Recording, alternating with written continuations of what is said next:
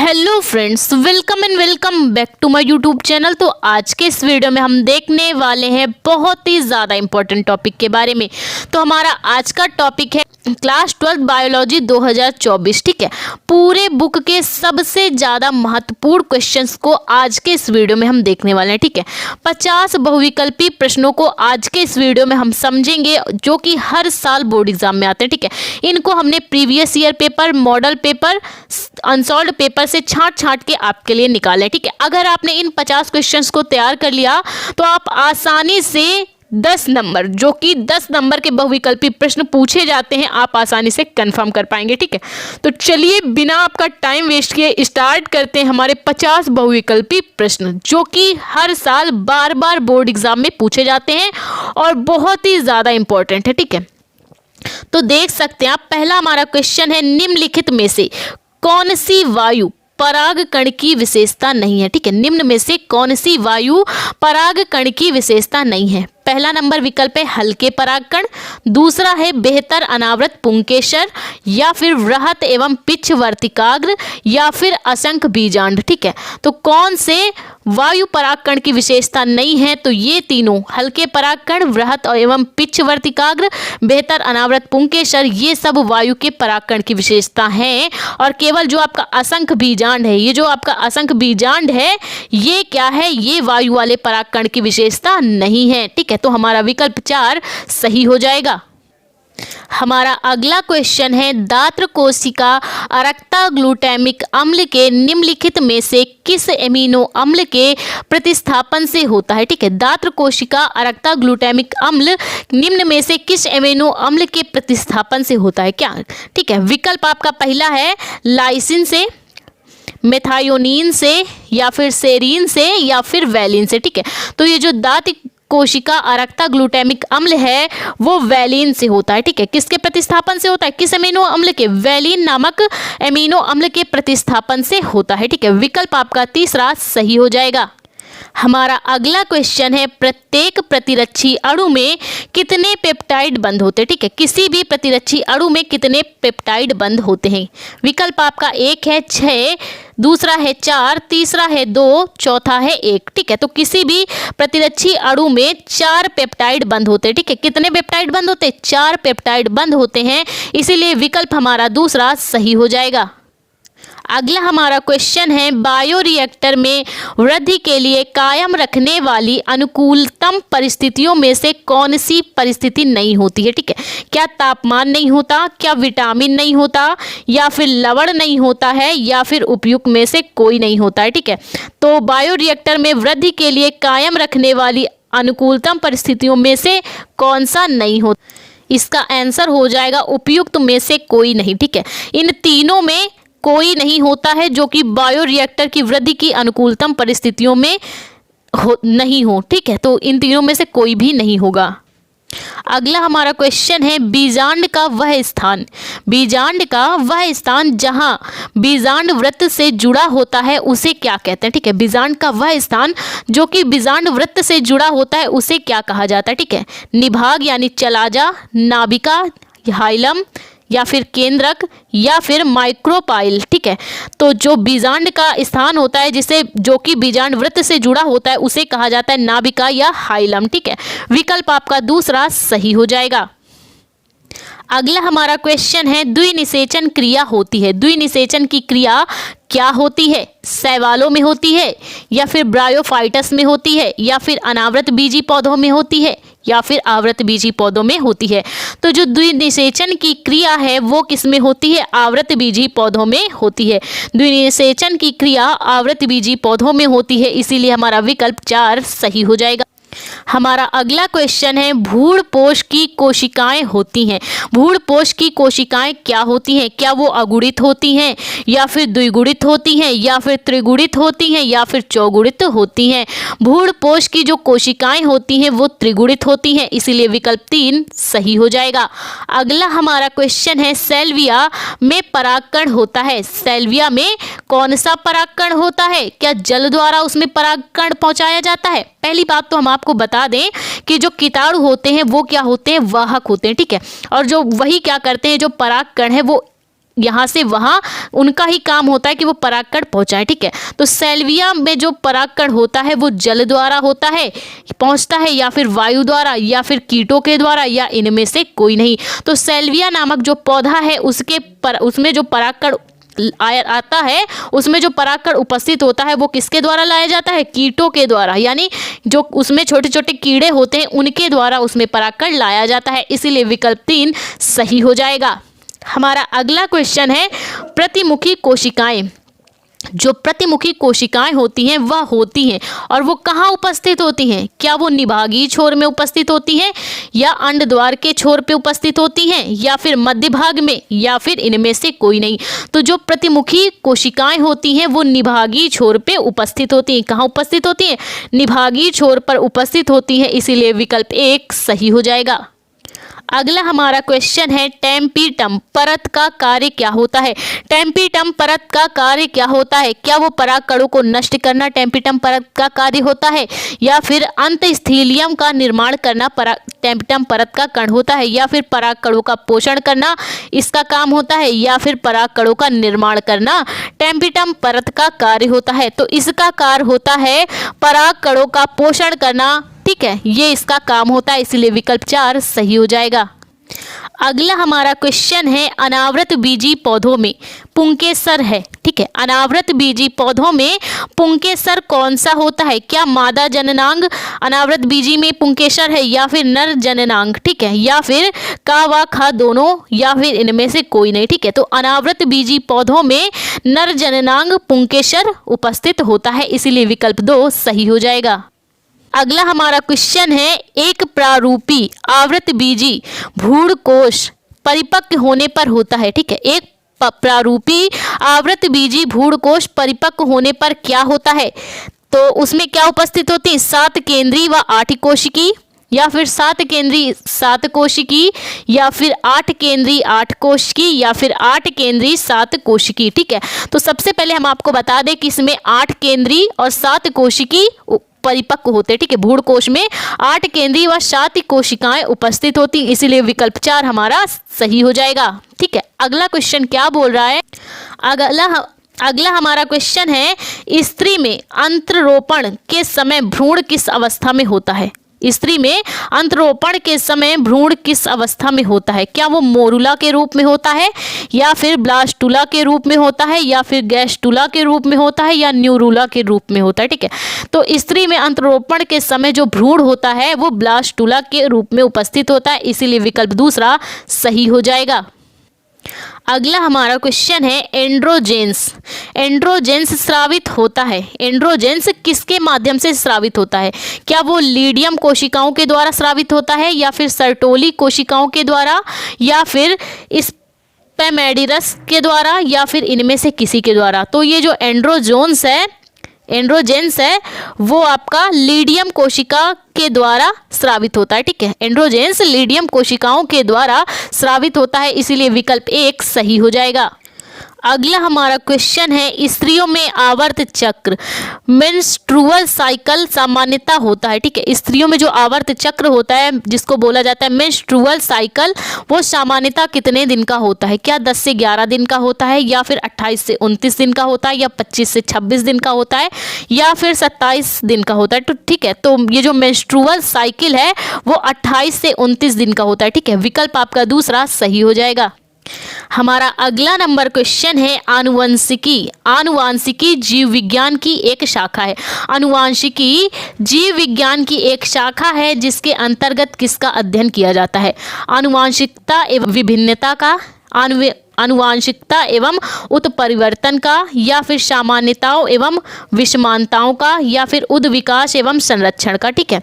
तो आनुवांशिकता जीव विज्ञान की वह शाखा है जिसके द्वारा हम आनुवांशिकता एवं विभिन्नता का अध्ययन करते हैं, ठीक है। इसीलिए हमारा विकल्प 1 सही हो जाएगा। अगला हमारा क्वेश्चन है वंशागतिकी आनुवांशिक इकाई क्या है, ठीक है। वंशागतिकी आनुवांशिक इकाई क्या है? क्या गुणसूत्र वंशागत की आनुवांशिक इकाई है, या फिर जीन प्रारूप, या फिर गोल्जी काय, या फिर जीन, ठीक है। तो वंशागत की आनुवांशिक इकाई जीन है। इसीलिए विकल्प 4 सही हो जाएगा।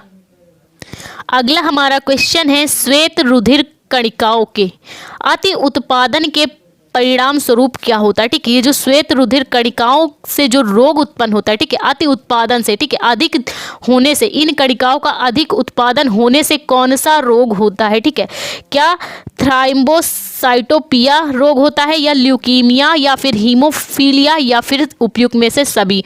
ठीक है, तो जो श्वेत रुधिर कणिका हैं इनके अधिक उत्पादन से, ठीक है, ल्यूकीमिया नामक रोग होता है। कौन सा रोग होता है?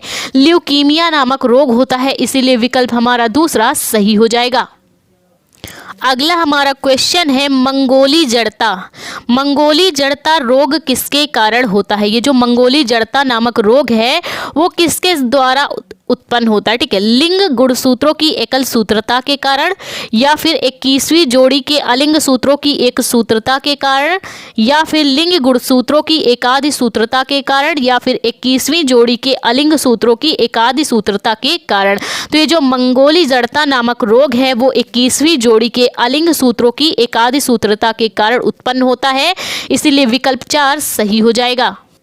हमारा अगला नंबर क्वेश्चन है मेंडल के एकल संकर क्रॉस में, ठीक है, मेंडल ने जो एकल संकर क्रॉस किया था मटर के दाने पे, तो उसमें उन्होंने मटर के लंबे और बौने पौधों का जो फिनोटाइप अनुपात प्रस्तुत किया था वो क्या था? ठीक है, मेंडल के एकल संकर क्रॉस में मटर के लंबे व बौने पौधों का फिनोटाइप अनुपात क्या था? ठीक है, क्या वो 3:1 था, वो क्या फिर वो 1:3 था, या फिर 1:2:1 था, या फिर 1:2 था? ठीक है, तो मेंडल ने जो मटर के लंबे और बौने पौधों का जो फिनोटाइप अनुपात प्रस्तुत किया था वो था 3:1। ठीक है, वो क्या था? 3:1 का फिनोटाइप अनुपात उन्होंने अपनी उसमें प्रस्तुत किया था। ठीक है, अगला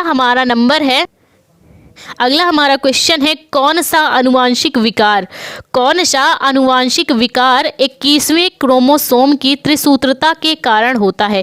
कौन सा आनुवांशिक विकार 21वें क्रोमोसोम की त्रिसूत्रता के कारण उत्पन्न होता है? ठीक है, क्या क्लाइनफेल्टर सिंड्रोम, या फिर टर्नर सिंड्रोम, या फिर डाउन सिंड्रोम, या फिर थैलेसीमिया? ठीक है, तो कौन सा 21वें क्रोमोसोम की त्रिसूत्रता के कारण उत्पन्न होता है? वो हमारा है डाउन सिंड्रोम। ठीक है, क्या है? डाउन सिंड्रोम, विकल्प 3 सही हो जाएगा। अगला हमारा क्वेश्चन है हरगोविंद खुराना किसके लिए जाने जाते हैं? ठीक है, उन्होंने ऐसी कौन सी खोज की थी हमारे जीव विज्ञान में कि जिसके लिए उनको जाना जाता है? ठीक है, क्या उन्होंने प्रोटीन संश्लेषण किया था? प्रोटीन संश्लेषण के लिए वो जाने जाते हैं, या फिर आरएनए संरचना की खोज के लिए वो जाने जाते हैं, या फिर डीएनए लाइगेज एंजाइम की खोज के लिए वो जाने जाते हैं, या फिर डीएनए संरचना की खोज के लिए हरगोविंद खुराना को जाना जाता है? तो हरगोविंद खुराना को प्रोटीन संश्लेषण के लिए जाना जाता है, इसलिए हमारा विकल्प 1 सही हो जाएगा। हमारा अगला क्वेश्चन है संदेशवाहक आरएनए का निर्माण किसके द्वारा होता है? जो संदेशवाहक है आरएनए उसका निर्माण किसके द्वारा होता है? ठीक है, क्या केंद्रक में उसका निर्माण होता है, या फिर राइबोसोम में, या फिर गोल्जी काय में, या फिर एंडोप्लाज्मिक रेटिकुलम में? ठीक है, क्या वो एंडोप्लाज्मिक रेटिकुलम में उसका निर्माण होता है? ठीक है, तो हमारा जो संदेशवाहक आरएनए है उसका निर्माण कहाँ होता है? केंद्रक में होता है। कहाँ होता है इसका निर्माण? केंद्रक में होता है, इसीलिए विकल्प 1 सही हो जाएगा। हमारा अगला नंबर क्वेश्चन है आरएनए अणु में थायमीन का विस्थापन किसके द्वारा होता है? ठीक है, आरएनए अणु में थायमीन का विस्थापन किसके द्वारा होता है? क्या गुआनिन के द्वारा, या फिर यूरेसिल के द्वारा, या फिर साइटोसिन के द्वारा, या फिर एडिनिन के द्वारा? ठीक है, तो जो आरएनए अणु में जो थायमीन का विस्थापन है वो यूरेसिल द्वारा होता है। किसके द्वारा होता है? यूरेसिल के द्वारा थायमीन आरएनए में थायमीन का विस्थापन यूरेसिल के द्वारा होता है, इसीलिए विकल्प 2 सही हो जाएगा। हमारा अगला नंबर क्वेश्चन है प्रोटीन संश्लेषण के प्रारंभन हेतु प्रारंभ प्रकूट कौन सा है? ठीक है, प्रोटीन संश्लेषण के प्रारंभन हेतु प्रारंभ प्रकूट कौन सा होता है? ठीक है, क्या वो AUG होता है, या फिर UAG होता है, या फिर UGA होता है, या फिर UAA होता है? ठीक है, तो प्रोटीन संश्लेषण के प्रारंभन हेतु जो प्रारंभ प्रकूट है वो होता है AUG। क्या होता है AUG, अर्थात विकल्प हमारा एक सही हो जाएगा।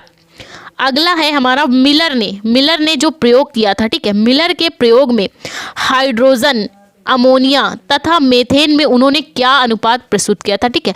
मिलर ने अपने प्रयोग में हाइड्रोजन, अमोनिया और मेथेन के बीच में कौन सा रेशियो दिया था, ठीक है। तो क्या उन्होंने 2:1:2 दिया था, क्या वो उन्होंने 2:1:2 का अनुपात दिया था, या फिर 1:2:2 का अनुपात दिया, या फिर मिलर ने 2:2:1 का अनुपात दिया, या फिर इनमें से कोई भी नहीं दिया, ठीक है। मिलर ने इनमें से कोई भी अनुपात नहीं दिया। तो जो मिलर ने अपने प्रयोग में हाइड्रोजन, अमोनिया व मेथेन के बीच में अनुपात दिया है वो है 2:1:2, ठीक है। उसमें हाइड्रोजन की मात्रा 2 थी, अमोनिया की मात्रा 1 थी और मेथेन की मात्रा 2 थी, ठीक है। ये मिलर ने अपने प्रयोग में इनका अनुपात निकाला था, ठीक है। आगे हमारा अगला नंबर क्वेश्चन है पुनरावृत्ति सिद्धांत, ठीक है। जो पुनरावृत्ति सिद्धांत है उसको प्रतिपादित करने वाले वैज्ञानिक का क्या नाम है, ठीक है। पुनरावृत्ति सिद्धांत को प्रतिपादित करने वाले वैज्ञानिक का क्या नाम है? क्या डार्विन ने इसकी स्थापना की, या फिर माल्थस ने, या फिर वीजमान ने, या फिर हीकल ने, ठीक है। तो जो पुनरावृत्ति सिद्धांत है उसका प्रतिपादन हीकल नामक वैज्ञानिक ने किया। किसने किया? हीकल नामक वैज्ञानिक ने किया। इसीलिए हमारा विकल्प 4 सही हो जाएगा।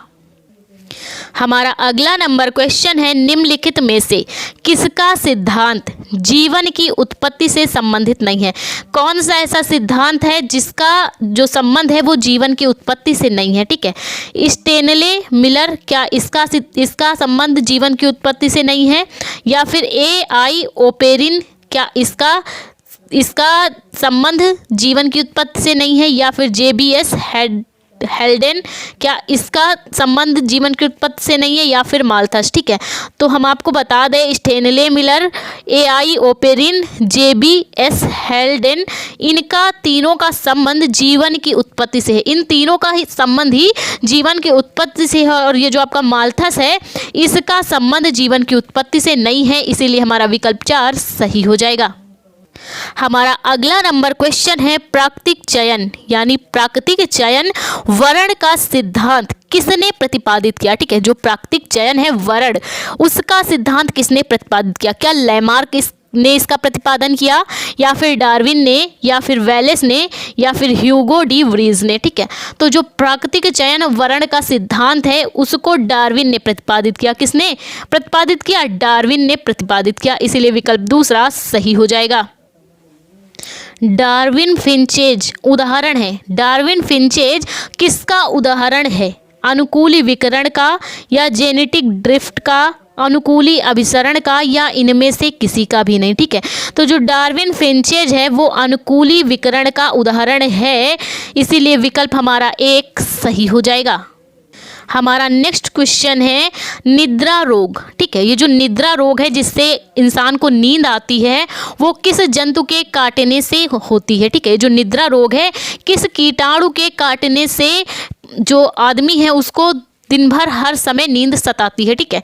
क्या वो कीड़ा यूग्लिना है, या फिर प्लाज्मोडियम है, या फिर ट्रिपैनासोमा है, या फिर अमीबा है, ठीक है। जो निद्रा रोग है वो ट्रिपैनासोमा नामक जो जंतु है, जो जीवाणु है, उसके काटने के कारण होता है। ये जो निद्रा नामक रोग है वो ट्रिपैनासोमा नामक जो जंतु है उसके काटने के कारण होता है। इसीलिए विकल्प हमारा तीसरा सही हो जाएगा।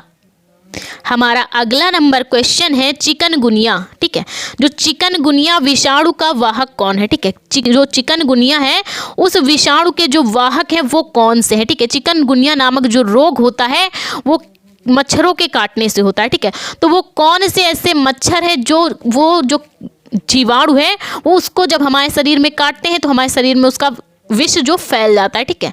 तो वो कौन से वाहक हैं, विषाणु के वाहक है, कौन से ऐसे मच्छर, ठीक है। हमारे अंदर जो रोग होते हैं टाइफाइड, मलेरिया, ये सब मच्छरों के काटने से होते हैं, ठीक है। वो गंदगी को क्या करते हैं अपने डंक में भर के जब हमें काटते हैं तो हमारे अंदर फैल जाते हैं, ठीक है।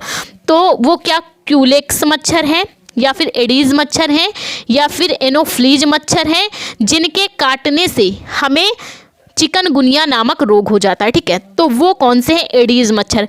एडीज मच्छर क्या करते हैं हमारे शरीर में, जो वो हमें काटते हैं तो वो ऐसा विषाणु हमारे शरीर के अंदर चला जाता है जिससे हमें क्या हो जाता है? चिकनगुनिया नामक रोग हो जाता है। तो एडीज मच्छर इसके क्या होते हैं?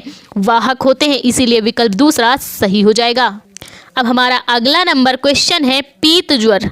ठीक है, पीत ज्वर जिसको इंग्लिश में टाइफाइड बोला जाता है। ठीक है, पीत ज्वर यानी कि टाइफाइड का वाहक कौन सा है? कौन से ऐसे मच्छर होते हैं जो कि टाइफाइड के वाहक होते हैं? क्या वो एनोफ्लीज मच्छर है, या फिर क्यूलेक्स मच्छर है, या फिर एडीज मच्छर है, या फिर मस्का मच्छर है? ठीक है, तो जो टाइफाइड के वाहक हैं वो कौन से हैं? एडीज नामक जो मच्छर हैं वो हमारे शरीर में टाइफाइड यानी पीत ज्वर उत्पन्न करते हैं। हमारे शरीर में जब काट लेते हैं तो हमें क्या हो जाता है? टाइफाइड नामक रोग हो जाता है। हमारा अगला क्वेश्चन है एडीज इजिप्टोकाई वाहक है। ठीक है, एडीज इजिप्टोकाई किसका वाहक है? ठीक है, ये जो है आपका एडीज इजिप्टोकाई जो मच्छर हैं वो किसके वाहक होते हैं? क्या डेंगू बुखार के, या फिर मलेरिया बुखार के, या फिर फाइलेरिया बुखार के, या फिर कालाजार बुखार के? ठीक है, तो जो एडीज इजिप्टोकाई जो मच्छर हैं वो किसके वाहक हैं? डेंगू बुखार के। अगर ये मच्छर हमें काट ले एडीज इजिप्टोकाई तो हमें कौन सा बुखार आएगा? डेंगू नामक बुखार आएगा। और जो एडीज मच्छर अगर हमें काट ले तो हमें कौन सा हो जाएगा? टाइफाइड रोग हो जाएगा। ठीक है, तो चलिए देखते हैं हमारा नेक्स्ट क्वेश्चन कौन सा है। हमारा अगला क्वेश्चन है टीबी। टीबी के टीके का क्या नाम है? ठीक है, जो टीबी नामक रोग होता है और उसका जो टीका लगता है वो कौन सा, उस टीके का क्या नाम है? क्या पीएस उस टीके का नाम है, या फिर ओपीवी, या फिर डीपीटी, या फिर बीसीजी? ठीक है, तो टीबी का जो टीका है उसका नाम है बीसीजी। ठीक है, टीबी के टीके का नाम बीसीजी है। विकल्प 4 हमारा सही हो जाएगा। हमारा अगला नंबर क्वेश्चन है अफीम से प्राप्त मॉर्फिन क्या है? ठीक है, अफीम से प्राप्त मॉर्फिन क्या है? क्या वो पीम नामक मॉर्फिन है जो कि अफीम से उत्पन्न होती है, या फिर एल्केलाइड है, या फिर लेटेक्स है, या फिर टेनिन है? ठीक है, तो अफीम से प्राप्त जो मॉर्फिन है वो एल्केलाइड होती है। कौन सी होती है? एल्केलाइड मॉर्फिन हमें अफीम से प्राप्त होती है, इसीलिए हमारा विकल्प दूसरा सही हो जाएगा। अगला नंबर हमारा क्वेश्चन है डेंगू, ठीक, जिसे हड्डी तोड़ बोला जाता है। ठीक है, डेंगू बुखार के वाहक कौन से मच्छर होते हैं? ठीक है, जो हमें डेंगू बुखार आता है जिसको हड्डी तोड़, ठीक है, जब डेंगू बुखार आता है तो हमारे शरीर में ऐसा लगता है जैसे हड्डियाँ तोड़ के आता है। ठीक है, बहुत हड्डियों में बहुत हड्डी और जोड़ों में क्या होता है? बहुत ही तेज दर्द होता है डेंगू बुखार के आने पर। ठीक है, तो वो कौन से मच्छर उसके वाहक होते हैं जो हमारे शरीर में काट लेते हैं और हमें क्या हो जाता है? हड्डी तोड़ बुखार यानी डेंगू बुखार हो जाता है। तो क्या उसके वाहक क्यूलेक्स मच्छर है, या फिर एडीज मच्छर है, या फिर एनाफ्लीज मच्छर है, या इनमें से कोई नहीं? ठीक है, तो एडीज नामक ऐसे मच्छर हैं। एडीज एक ऐसा मच्छर होता है जिससे काटने से हमें क्या होता है? डेंगू, टाइफाइड और मलेरिया जैसे रोग होते हैं। ठीक है, अगला क्वेश्चन है टाइफाइड के रोग जनक का नाम क्या है? ठीक है, टाइफाइड के रोग जनक का नाम क्या है? जिसने टाइफाइड का नाम दिया, ठीक है, उसके जनक कौन है? क्या इसके कैरिस इसके जनक हैं, या फिर साल्मोनेला हैं, या फिर प्लाज्मोडियम है, या फिर अमीबा है? ठीक है, टाइफाइड रोग के जनक का नाम साल्मोनेला है। क्या है? साल्मोनेला टाइफाइड रोग के जनक का नाम है। ठीक है, अगला क्वेश्चन हमारा क्या बोल रहा है? पेनिसिलिन की खोज किसने की थी? ठीक है, जो पेनिसिलिन हम जिसका यूज़ करते हैं उसकी खोज किसने की थी? ठीक है, क्या वीजमान ने इसकी खोज की, या फिर स्मिथ ने, या फिर फ्लेमिंग ने, या फिर आर्बर ने? ठीक है, तो पेनिसिलिन की खोज हमारे फ्लेमिंग नामक वैज्ञानिक ने की, इसलिए विकल्प हमारा तीसरा सही हो जाएगा। हमारा अगला नंबर क्वेश्चन है शर्करा से एल्कोहल का उत्पादन करने वाला कवक कौन सा है? ठीक है, जो हम शर्करा यानी शक्कर का यूज़ करते हैं उस शक्कर से अगर हमें एल्कोहल यानी शराब बनानी हो तो उसका उत्पादन करने के लिए हमें किस कवक का यूज़ करना चाहिए जिससे हम शक्कर से भी एल्कोहल यानी शराब का निर्माण कर सकें? तो वो कौन सा कवक है जिसके द्वारा हम क्या कर सकते हैं? शर्करा से यानी शक्कर से शराब का निर्माण कर सकते हैं। ठीक है, तो वो कवक यीस्ट है। कौन सा है? यीस्ट नामक कवक के द्वारा हम शक्कर से भी शराब का निर्माण कर सकते हैं। ठीक है, अगला क्वेश्चन हमारा क्या बोल रहा है? बीटी जीव विष बीटी जीव विष किस जीवाणु द्वारा उत्पादित होता है? ठीक है, ये जो बीटी जीव विष है वो किस जीवाणु के द्वारा हमारे शरीर में फैलता है? ठीक है, बैसिलस वुल्गैरिस या फिर बैसिलस थुरिनजिएंसिस या फिर बैसिलस मेगाथीरियम या फिर बैसिलस साइबाटाइलिस। ठीक है, तो ये जो बीटी जीव विष है वो किस जीवाणु के द्वारा उत्पादित होता है? तो वो किसके द्वारा इसका उत्पादन होता है? बैसिलस थुरिनजिएंसिस। ठीक है, इस जीवाणु के द्वारा हमें क्या होता है? बीटी जीव विष उत्पन्न होता है। बैसिलस थुरिनजिएंसिस के द्वारा बीटी जीव विष उत्पन्न होता है। ठीक है, विकल्प दूसरा सही हो जाएगा।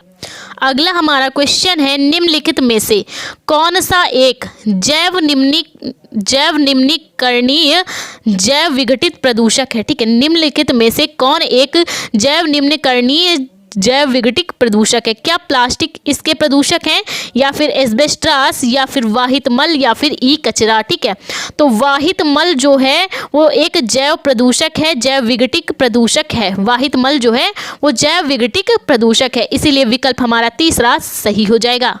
हमारा अगला नंबर क्वेश्चन है, आनुवांशिकता रूपांतरित पौधा कौन सा है? आनुवांशिकता रूपांतरित करने वाला पौधा कौन सा है? क्या वो बीटी कपास है, या फिर बीटी मक्का है, या फिर गोल्डन राइस है, या इनमें से सभी पौधे आनुवांशिकता का रूपांतरण करते हैं? तो हम बता दें आपको, आनुवांशिकता का जो रूपांतरण करते हैं उन पौधों का नाम है बीटी कपास। उनका क्या नाम है?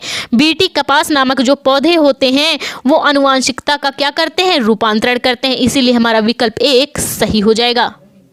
हमारा अगला नंबर क्वेश्चन है, डीएनए खंडों की पहचान किसके द्वारा की जा सकती है? ठीक है, डीएनए खंडों की पहचान किसके द्वारा की जा सकती है?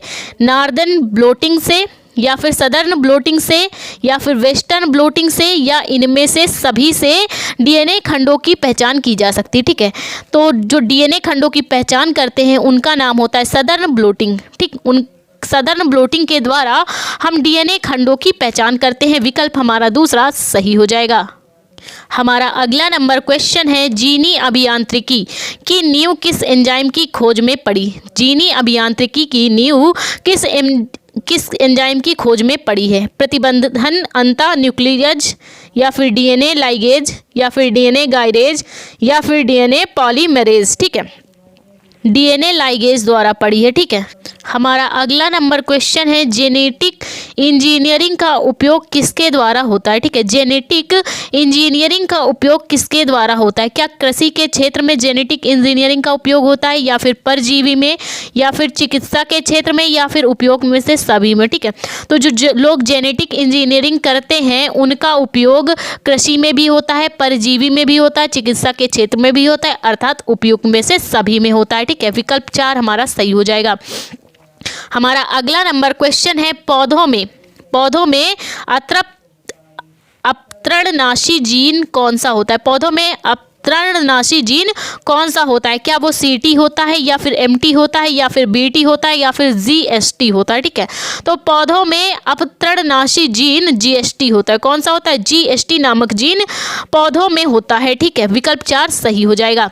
हमारा अगला नंबर क्वेश्चन है, बीटी टॉक्सिन किस जीवाणु से बनता है? ठीक है, बीटी टॉक्सिन किस जीवाणु के द्वारा बनता है? क्या बैसिलस वुल्गैरिस के द्वारा बनता है, या फिर बैसिलस थुरिनजिएंसिस के द्वारा, या फिर बैसिलस सबटालिस के द्वारा, या फिर बैसिलस मेगाथीरियम के द्वारा? ठीक है, तो बीटी टॉक्सिन बैसिलस थुरिनजिएंसिस नामक जीवाणु से बीटी टॉक्सिन बनती है। ठीक है, विकल्प दूसरा सही हो जाएगा।